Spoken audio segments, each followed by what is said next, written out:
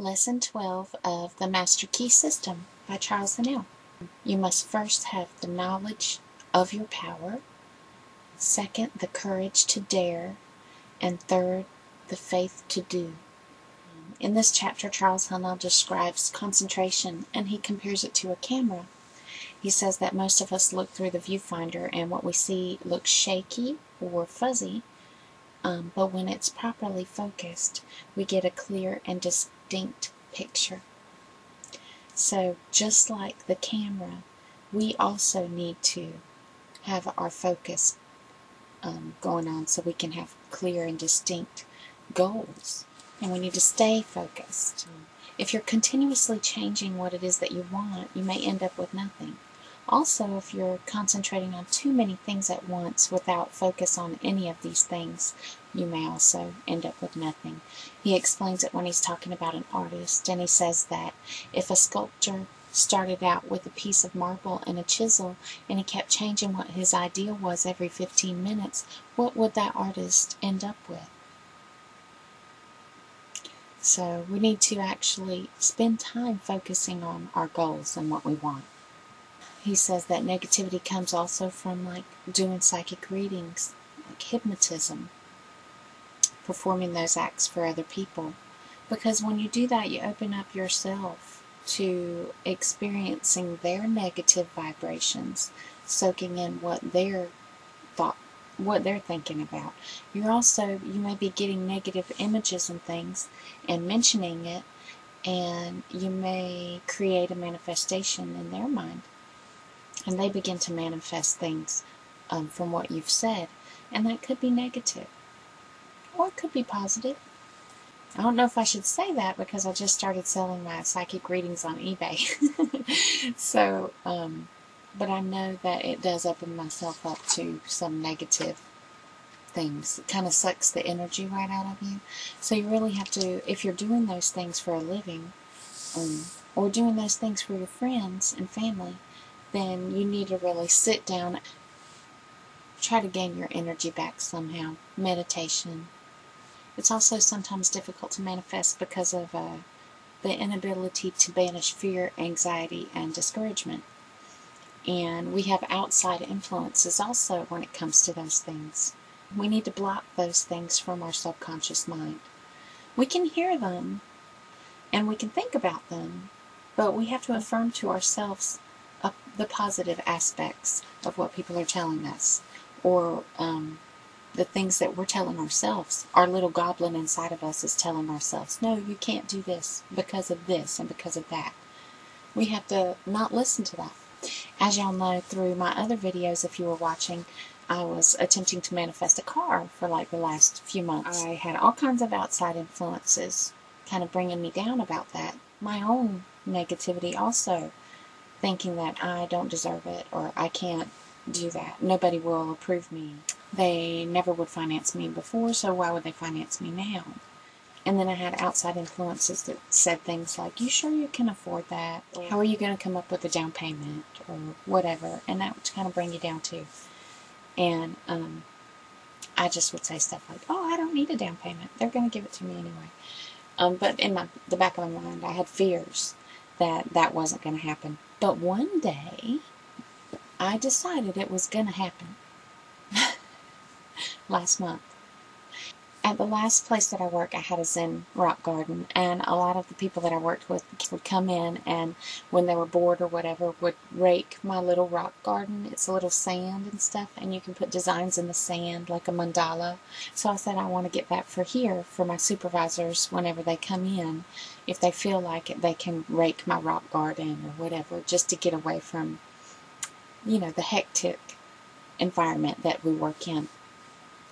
And I decided, I bought a little teeny car, like a Matchbox car, something that I liked, and I put it in my little Zen garden on the windowsill, and I put it there months ago, maybe 4 months, 3 or 4 months ago, and didn't think about it for a while.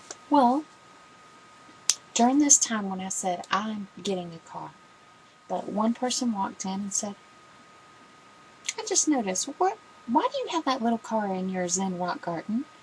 And I was like, oh, well, I'm manifesting a car but I need to do it in an unconventional way, you know, because I don't have a credit score or anything like that because I haven't had credit in so long, and, you know, all kinds of other stuff.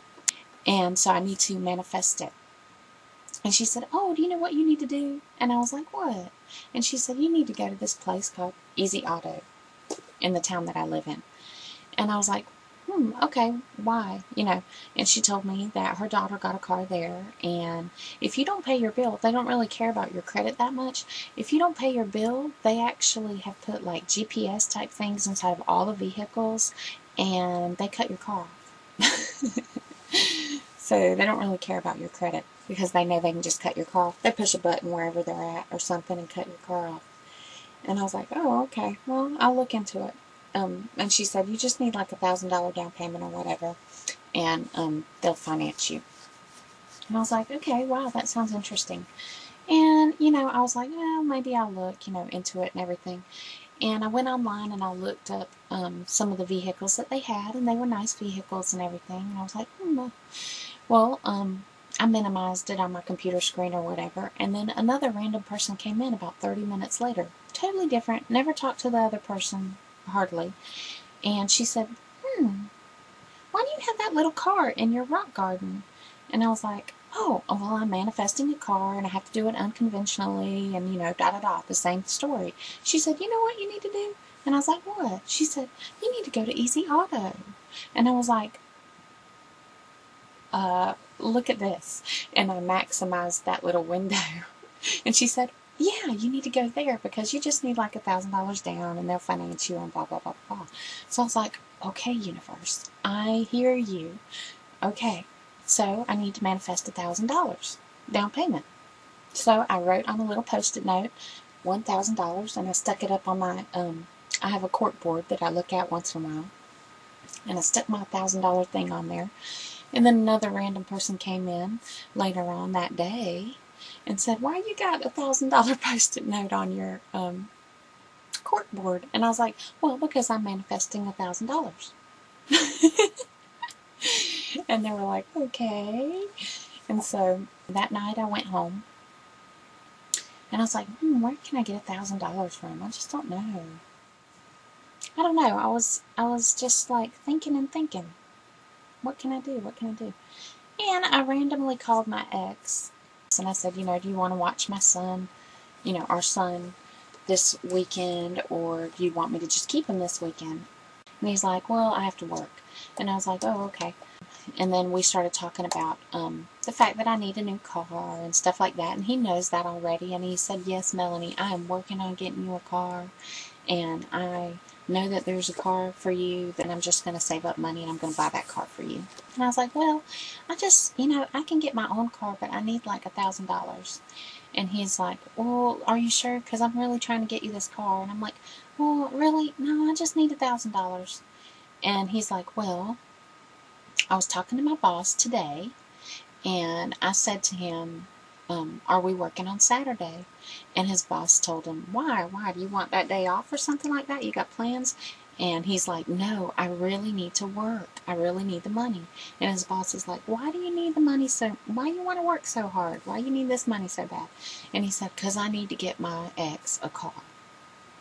Because she brings my son back and forth here to Wilmington all the time, and I really need to get her a car. And he said, you know, if you need help, you can just ask me, and I'll help you out.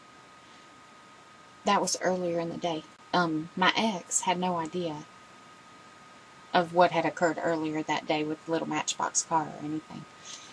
And so I said, I just need $1,000.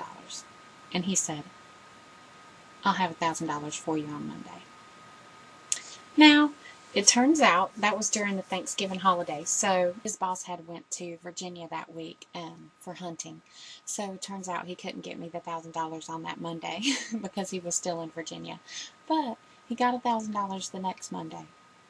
So I got my car the next week. Yay! All the while, I had outside influences telling me things like, you can't get that. Alfredo will never give you the money. You know, you'll never get that down payment.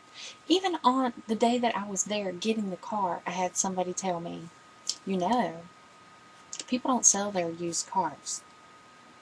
unless something's wrong with them. So there's going to be something wrong with this car that you're going to get. And I was like, oh, what? And you know, you got to put that block on. Put the block on for the subconscious mind. Don't listen to that stuff. Well, when I got home, the same person said to me, you know, I think you got a really good deal. And I'm proud of it. And I was like, yeah, and they gave me an extra $500 off of the price. So I think I did great. So I'm very happy. And there was like no question, no even talking about my credit or anything. He pulled up my credit report and he didn't say a word. I'm so happy that I had the knowledge that I had the power and I had the courage to go into that dealership and ask. I just love this part of the book. He says, man is because he thinks. Man's power to think is infinite. Consequently, his creative power is unlimited.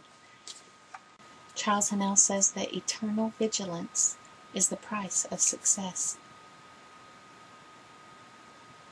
Be brave.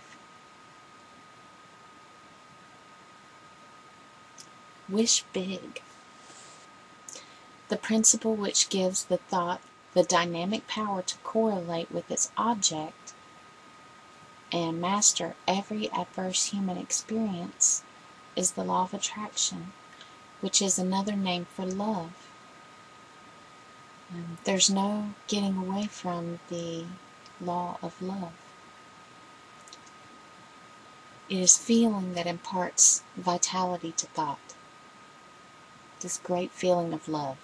Thought impregnated with love becomes invincible. The universal mind is not only intelligence, but it is substance. And it's the substance is the attractive forces that bring electrons together and everything. By that same law, the molecules and atoms and electrons all form objects, objective forms in our world without. The law of love is the creative force behind every manifestation, not only of atoms, but of worlds, of the universe, of everything.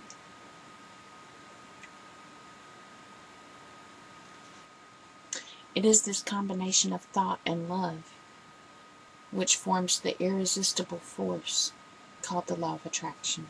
All natural laws are irresistible. The law of gravity, the law of electricity, there's no variation. It's only the channel of distribution which may be imperfect. If a bridge falls, we do not attribute the collapse to the variation of the law of gravity. The law of gravity is always in existence. It's always happening.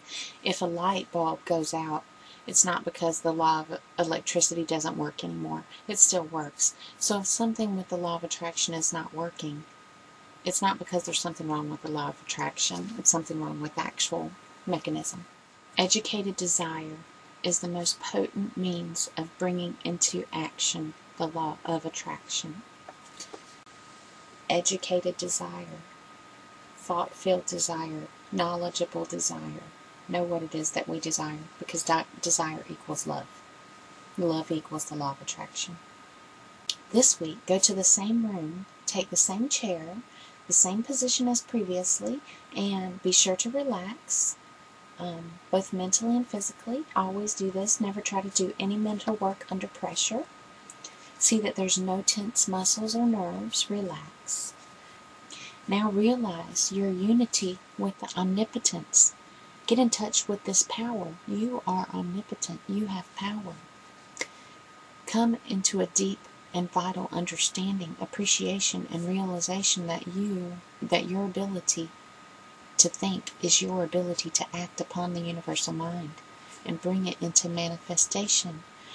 So here we're meditating on the knowledge that we are omnipotent and that we are powerful. You must first have the knowledge of your power. Second, the courage to dare.